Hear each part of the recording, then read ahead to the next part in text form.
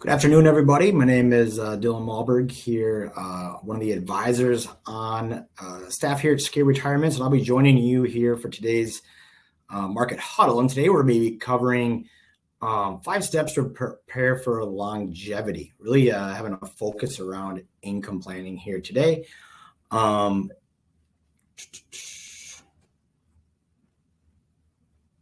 Here's that disclosure slide. Again, nothing here is meant to be actual investment advice or specific retirement information. Everyone's situation is specific to them. And there'll be an opportunity at the end to schedule a time to answer any questions about your specific situation, should you choose to, with one of the members on our team here. So when we're looking at longevity, there's been a lot of talk as well, as we've seen the longevity rates fall with COVID. There's been a lot of families that say maybe they're not going to live as long. They're, the dad only made it to 82, whatever it might be. The reality is 28% of Americans 50 or older, they're underestimate really what their life expectancy is going to be, and by 5 years, maybe more. And you think about what's 5 years longer that maybe you didn't plan for. And this is one of the first steps that we go through with the families we work with here at Secure Retirement, is let's make sure we have an income plan that you can spend securely and that is going to last out until your money's going to last as long as you two, and you're not going to be in your 80s wishing you had some of that money back that you spent in your 60s. So also just making sure that the amount of money that you have there is going to last a lifetime, and let's make some good assumptions about what our income needs are and how long we need them to last. Another thing is there's a lot of these life expectancy tools. You log in there, you plug in maybe some health information, and they're going to say, you're going to live to 83, 95, whatever it might be. The reality is that as you get older, your odds of living longer actually get greater. There's some numbers here. If you're reached the age of 55 and you're a male, you have a 70% chance of making it to 75 years old. For a female, it's 81%. And to make it to 85, it's about a 50-50 shot for each of them. So really making sure we're looking at being conservative about really what's our timeline in retirement. And I think a lot of families maybe only counted on 10, 15, 20 years. And I think we're going to see a lot more retirements, going 30, 40, maybe even 50 years for some families. So the first thing, and this is really where some of you probably are on the back end of this, but if you're still in that accumulation phase where you're looking at, how do I save enough to make sure that when I do get to retirement, I have a big enough nest egg to make sure that I'm going to be able to make that money last a lifetime for you and maybe a spouse as well, if you're married. Really what that comes down to is taking advantage of, if you have that employer plan, typically they're going to match, 4% or whatever it might be, making sure you're taking advantage of that. If you're over the age of 50, you also get the catch-up provisions. You get to contribute more to the 401k and even the IRA or Roth IRA accounts.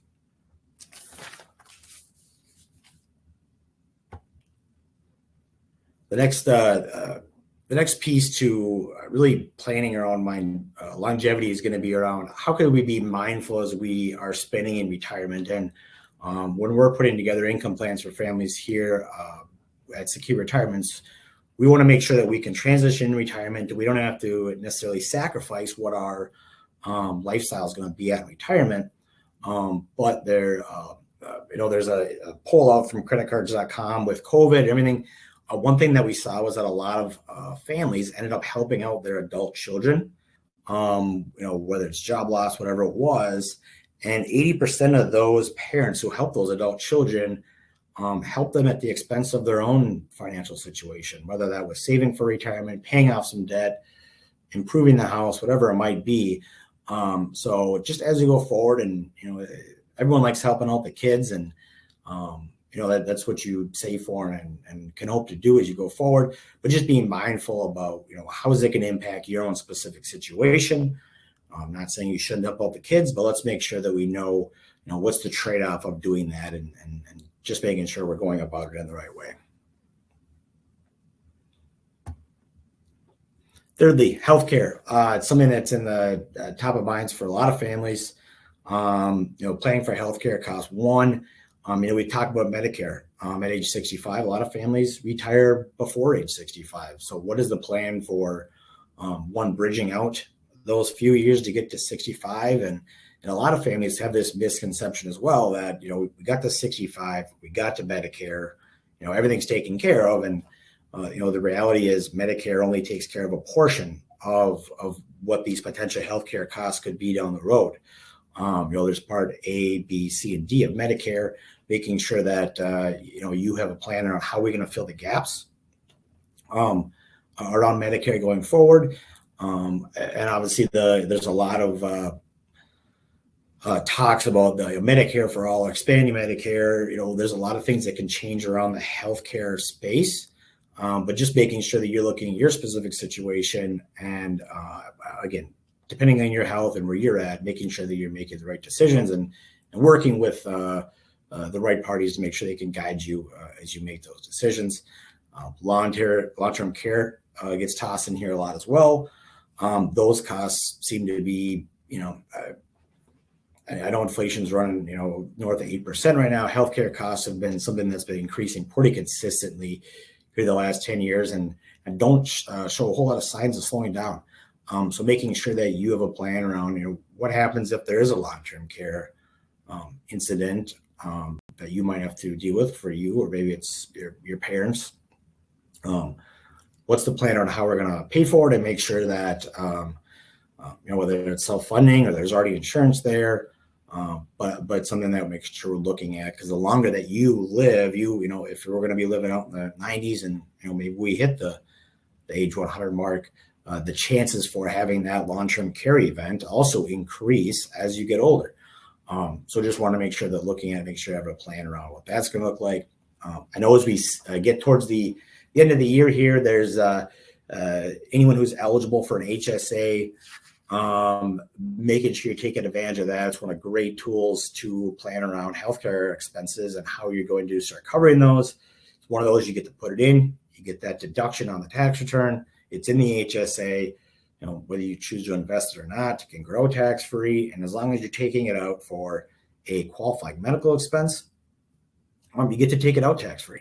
So you get a tax deduction on the front, you get to take it out tax-free if it qualifies. On the back end, it's a great tool to use as far as not just planning on healthcare costs today, but how can it help you going forward as far as these rising healthcare costs, as well as what's the tax situation going to be in the future. We find a lot of, going back to this first one in savings, we found a lot of families have saved a lot of money in that tax deferred, that 401k bucket, because it was really easy to put money in. You get the tax deduction, your employer, they're matching that contribution as well. So you get kind of a win-win there. And as we move forward in retirement, we've accumulated a lot of money because the stock market's cooperated with us, at least so far. I know we have a lot of money that's there in that IRA 401k bucket that has to get taxed. And typically that's the money that gets used for the healthcare expenses down the road. And knowing that it has to be taxed, it's something where, we can see a lot of retirement plans get impacted greatly by taking out this pre-tax money to pay for whether it's long-term care, healthcare, whatever it might be. So we can take advantage of as many of these programs, such as the HSAs, the health savings accounts. If you're not eligible this year, again, you need the high deductible plan to be able to contribute to these. And then maybe you're not eligible this year, but as you go into next year, 2022, it's a great tool to start looking at utilizing as well.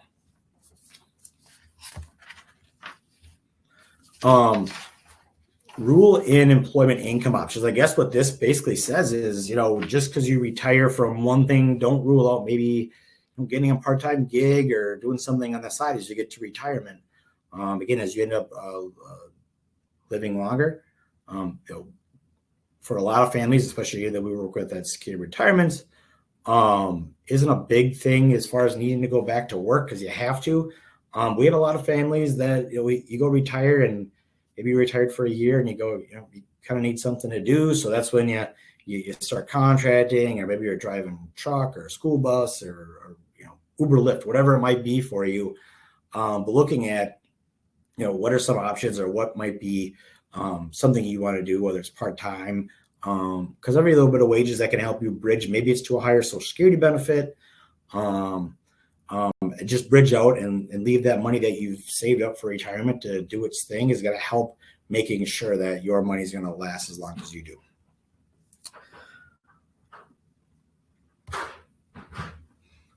And we get to investment, we got to make sure that, you want to be conservative, but you don't necessarily want to be too conservative. And really what this comes down to is, let's make sure that we're investing for where you're at in your life as far as your retirement goals. Someone who's in their 20s, 30s, 40s probably is something where the majority of your portfolio is probably in equities. The longer time horizon, what happens over the next year in the market probably isn't as big as a concern as someone who's maybe 63, 64, 65, and maybe they're retiring in the next year or two, or they just retired, looking at really, what are the risks out there? And really most importantly is this risk capacity. How much could you lose? You want to make sure that you're looking at overall what the portfolio looks like, so that you're not taking more risks than maybe you should be at that point in time. If you're in the accumulation phase, again, you're putting the money in the 401k, you're getting the match, it's growing, it's accumulating, and really getting up to the retirement piece. And if you're in your 60s and you're looking at retiring, you're in that golden decade, 5 years before you retire, 5 years after, it's probably where you should look and go, am I taking more risk than I need to? You're never at a bigger risk of something not cooperating with you in Wall Street in the stock market than you are in those that golden decade, that 5 years before and 5 years after retirement, that can really impact your ability to stretch this money out and last as long as you do. We don't typically, families don't really go broke in retirement. They just end up living like it. So just making sure that you're putting together a plan, that you're going to be able to take the money that you've saved, you've accumulated, you've invested well over the years, and really how do we take this sum of money, turn it into an income stream that you can't outlive, that's going to make it through any volatility in the market, and it's going to be there for you, for a surviving spouse. It's going to make sure there's plans around what happens if health-wise something doesn't work out. There's long-term care, and let's make sure that again, you're going to have the ability to have a safe and secure retirement. And without the plan around how we're going to stretch out the income, is really step one in our process here at Secure Retirements. One other thing with longevity that I'll just touch on here quick is we see the inflation numbers continue to come out. A couple of years ago, we were running inflation, under 1%, which doesn't seem like a huge deal. But there was still some planning around inflation, even 1% at a time. It does eat away over 20, 30 years.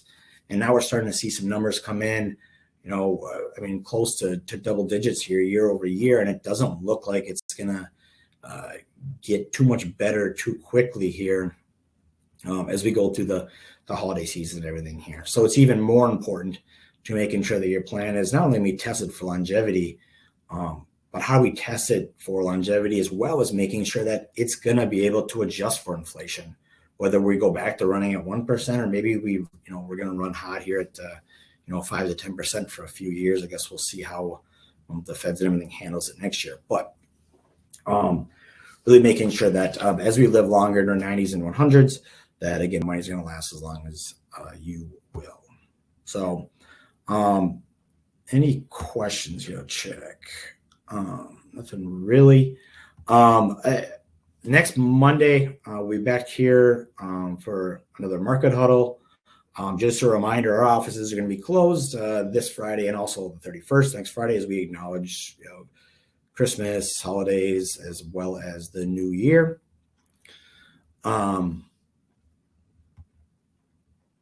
If you have any questions or thoughts, or you want to maybe look at your income plan and retest it, whether you're not a client of ours or you're a current client of ours, feel free to reach out and we can relook at your income plan. Let's make sure that all the money is going to stretch out. It's going to last as long as you will.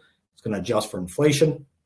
I think I put an offer up here. Sorry.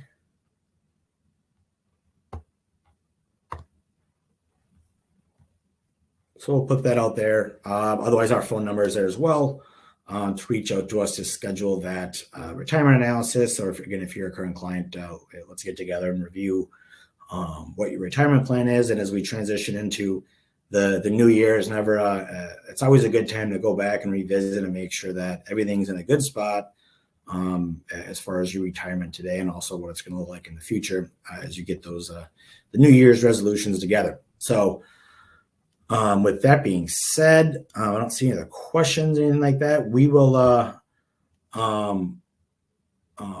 be with you again next Monday. And for everybody here at Secure Retirements, we wish everyone Merry Christmas, whatever, happy holidays, whatever we're celebrating here this week. And we hope everyone has a very safe and healthy holidays coming up. And we'll be with you guys next Monday here, noon, for next week's Market Huddle.